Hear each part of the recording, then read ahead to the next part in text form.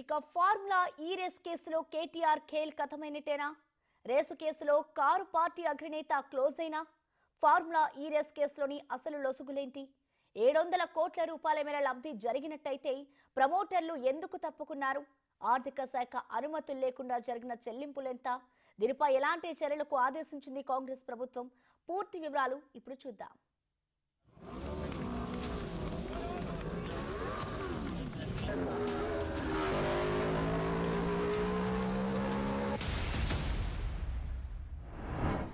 Formula ఈ race కేసులో కేటీఆర్ అడ్డంగా బుక్.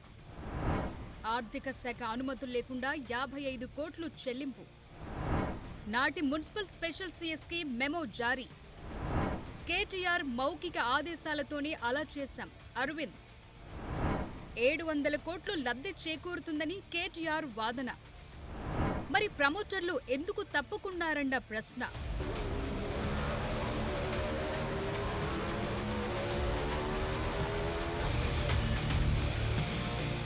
ఫార్ములా ఈ రేస్ లో ఏం జరిగింది అని చూస్తే హైదరాబాద్ లో 4 సంవత్సరాల పాటు ఫార్ములా ఈ రేస్ నిర్వహణకు సంబంధించి ఎఫ్ఈఓ ఏస్ నెక్స్ట్ జెన్ ప్రైవేట్ లిమిటెడ్ తో కలిసి పురపాలక శాఖ 2022 అక్టోబర్ 25న త్రైపాక్షిక ఒప్పందం చేసుకుంది. ఈ ఒప్పందం మేరకు 2023 ఫిబ్రవరి 10, 11 తేదీల్లో నిర్వహించిన మొదటి ఫార్ములా ఈ కార్ల రేస్ సెషన్ 9 కు దేశవ్యాప్తంగా అభిమానులొచ్చిన ప్రమోటర్ ఏస్ నెక్స్ట్ జెన్ సంస్థ ఆశించిన మేరకు ఆదాయం సమకూరలేదు. దీంతో ప్రమోటర్ గా ఈ సంస్థ తప్పుకుంది.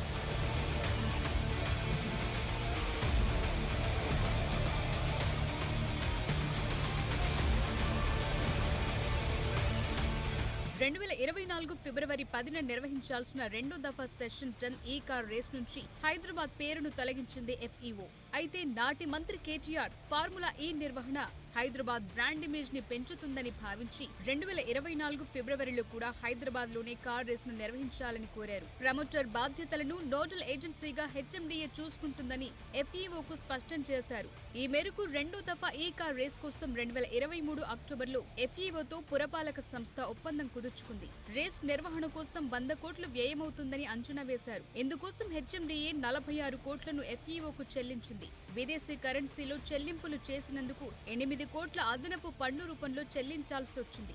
దీనికి తోడు మరో 1,10,00,000 మేర federation of Motors sports club of ఇండియాకు ట్రాన్స్ఫర్ చేసింది హెచ్ఎండిఏ. ఇలా మొత్తం సుమారు 55 కోట్ల రూపాయల మేర హెచ్ఎండిఏ ఖజానా నుంచి ఖాళీ చేశారు. విచిత్రమైన విషయం ఏంటంటే ఒప్పందంలో హెచ్ఎండిఏ పాత్ర లేకపోవటం గుర్తించాల్సిన అంశం.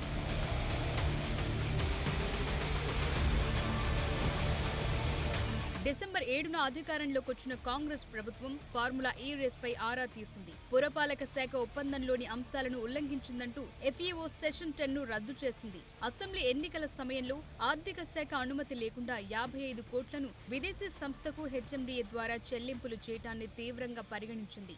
ఈ క్రమంలో అరవింద్ కుమార్ ను పురపాలక శాఖ నుంచి బదిలీ చేసింది. నిధుల చెల్లింపులో జరిగిన ఉల్లంఘనలపై వివరణ ఇవ్వాలంటూ ప్రభుత్వ ప్రధాన కార్యదర్శి శాంతికుమారి ఆయనకు మెమో జారీ చేశారు.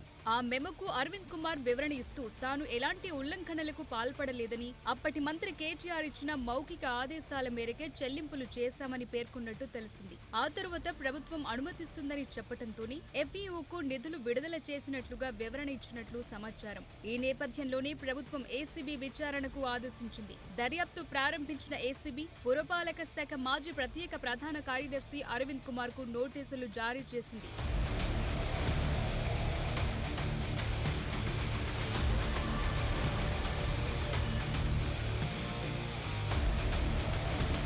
ఇదిలా ఉంటే ఈ కేసు విషయంలో తేలాల్సిన అంశాలపైనే ఇప్పుడు చర్చంతా. మంత్రి కేటీఆర్ ఆదేశాలతోనే నిధుల విడుదల జరిగాయని నాటి municipal special CS Arvind Kumar అంటున్న పరిస్థితుల్లో ఆర్థిక మంత్రిత్వ శాఖ అనుమతులు లేకుండా ఈ నిధులు ఎలా విడుదల చేస్తారన్నదొక ప్రశ్న కాగా, ఫార్ములా 1 రేస్తూ రాష్ట్ర ఆర్థిక వ్యవస్థకు 700 కోట్ల మేర లబ్ధి చేకూరిందంటూ కేటీఆర్ వాదనలో నిజమెంత అన్నది కూడా తేలాల్సి ఉంది. ఇంత లాభసాటి వ్యవహారంలో ప్రమోటర్లు తప్పుకుంటే వారిపై చర్యలెందుకు లేవు?